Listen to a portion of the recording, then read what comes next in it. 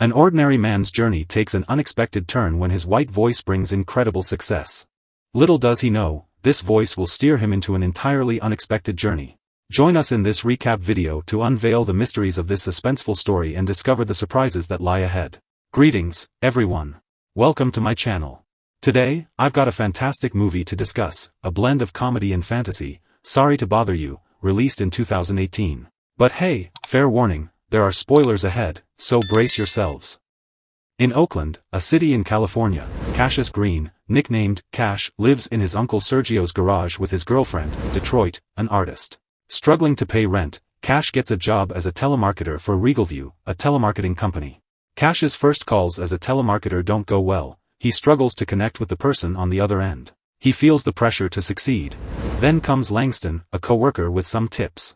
Langston teaches Cash the white voice trick. Basically, it's like talking fancy on the phone. This helps Cash do better on calls and connect with people. Yeah, it's cringe, but anyways, let's move to the plot. Squeeze, who works alongside Cash, decides to start a union. He asks Cash, Detroit, and their buddy Sal to join in. In the beginning, Cash isn't really into the idea of protesting. But Squeeze keeps on encouraging him, and after a while, Cash decides to give it a shot and joins the cause. Next up, we see Cash and his friends riding in his car one night. Cash introduces Detroit to Squeeze. But here's the twist: when Detroit and Squeeze start chatting, Cash unexpectedly slams on the brakes. It's like he's not too thrilled about them getting chatty. Soon, they pull up at a neighborhood bar. Now, the scene switches to an interview with Worry-Free's CEO, Steve Lift. Worry-Free is a company that promises free food and a place to stay, but guess what? You gotta work for them your whole life. It's basically a new kind of slavery. But wait, there's a cool group called the Left Eye fighting against Worry-Free. They're causing a scene, protesting, and messing up with the company's ads. While at the bar, Cash impresses his colleagues through his white voice. The next day, Cash's uncle Sergio tells him he has to leave the house.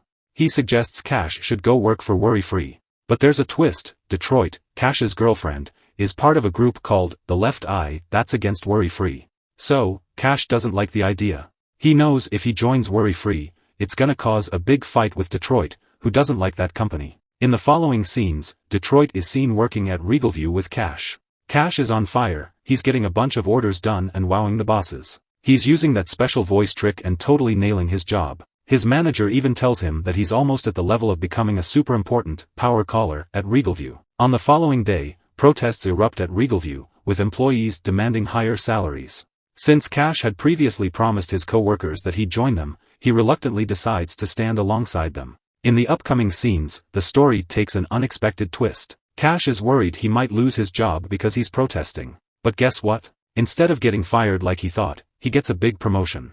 Yep, they move him up to this important position called a power caller. It's quite a surprise. Moving forward, we find Cash accompanied by his boss as they step into an elevator that is supposed to take Cash to the power caller suite. But here's the twist: the elevator demands an outrageously long password, and believe me, it's more than just a little aggravating. In the luxurious power caller suite, Cash is told by the lead power caller to always use his white voice. Here's what goes down: Cash discovers a big secret at Regalview. They're not just selling stuff on the phone, turns out, they're also dealing with military weapons in secret. And that's not all. They're also connected with Worry-Free, the slave-making company. This whole idea of making as much money as possible, no matter the consequences, is both mind-boggling and scary. Cash is uncomfortable with the job until he is shown his new salary. Oh, this guy's got a greedometer that's off the charts. While all this is happening, Squeeze decides to have a chat with Detroit. He's got some tricks up his sleeve and wants to show off a bit. Plus, he starts asking Detroit about her relationship with Cash. He's all curious, trying to see what's up. However, Detroit promptly dismisses his inquiries, asserting that her relationship with Cash is good. Now, Cash has become very successful at work, and people are celebrating his achievements. With his newfound prosperity, he's able to upgrade his living situation, getting a nicer apartment and a flashy car. He also manages to sort out Sergio's housing situation. And his relationship with Detroit is also getting a boost, leading to some positive changes in their intimacy. Cash decides to step back from the union movement, no longer taking part in it. On the other hand, Detroit takes a different route. She leaves her job at Regalview. However, behind the scenes, she's secretly engaged with the Left Eye group. As Cash keeps getting more successful, he starts feeling a bit disconnected from his friends and their struggle for better work conditions. His growing wealth sets him apart, especially from his pals Squeeze and Detroit. They're still fighting for workers' rights, while Cash is moving in a different direction. Squeeze and other Regalview employees initiate protests and strikes against the unfair treatment and unethical practices of the company. Cash finds himself caught between the corporate world and the grassroots movement. One day, things take a wild turn. Cash is walking through the picket line of the union, and out of nowhere, someone chucks a soda can at him. It hits him, and believe it or not, this whole incident becomes a viral meme on the internet. But here's the twist, the person who threw the can starts making money from it. She even gets a sponsorship deal with the soda brand she threw. Cash then attends Detroit's art exhibition uninvited, at which she uses a white voice of her own. He tries to stop the event, but that only motivates Detroit to kick him out of the event, and guess what happens next? Detroit and Squeeze, well, let's just say they become more than friends. Cash gets an invite to this wild party hosted by Steve Lift, CEO of Worry Free. Things get pretty intense there, and Cash finds himself challenged to do some rapping. At first, it's not really a hit, nobody's into it. But Cash doesn't give up. He keeps at it, and guess what? He manages to turn the situation around and gets the crowd moving to his beats. During the party, Cash sees a whole different world, one filled with over-the-top luxury.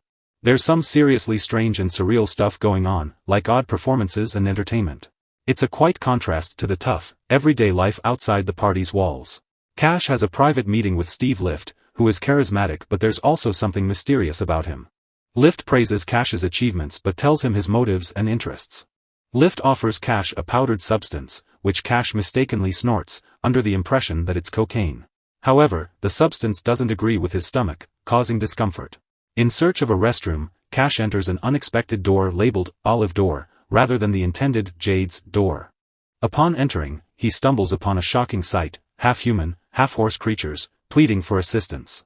This terrifying scene jolts Cash, filling him with fear to the point where he accidentally wets his pants. Lift goes on to reveal that he has a rather bizarre plan in mind. They want to make their workers super strong and ultra-compliant, all in the name of bigger profits. And how do they plan to achieve this? By turning them into these hybrid creatures called Equisapiens. And the catch?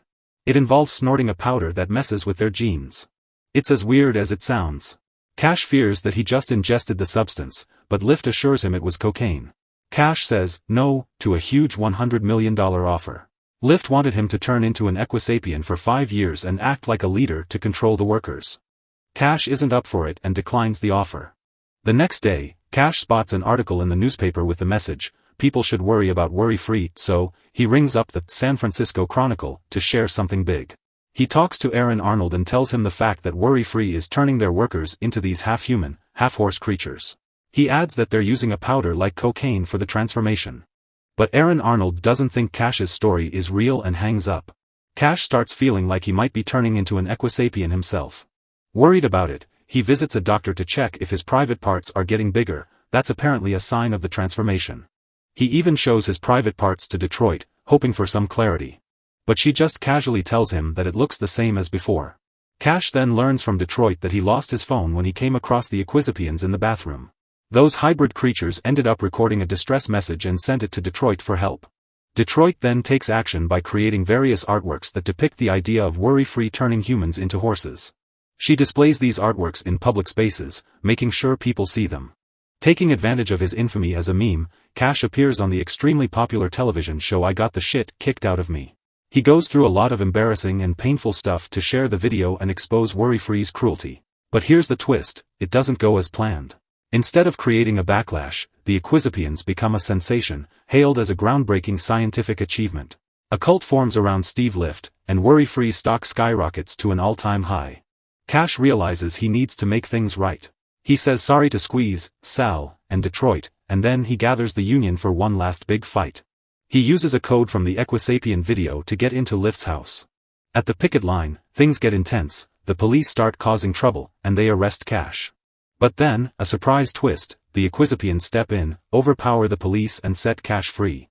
An Equisapien, named Demarius, expresses gratitude to Cash for liberating them from the enslavement of Worry-Free. Detroit and Cash mend their relationship and decide to move back into Sergio's garage. He also gifts his friend Sal his car. However, when he enters the garage, an unexpected change occurs. Cash begins to develop horse-like nostrils.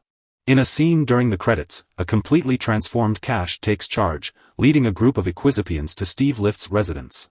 Cash uses the intercom to deliver a cheeky line, saying, "Sorry to bother you," before leading the mob to forcefully enter the premises. And with that, we've reached the conclusion of the recap. In my view, the movie effectively portrays the psychological toll of modern capitalism. It highlights the increasing materialism that has engulfed our world, often causing us to overlook the joy in simple things. What are your thoughts on this movie? Feel free to share your opinions in the comments section below. If you enjoyed the content, make sure you hit the like, share, and subscribe button for more such amazing content.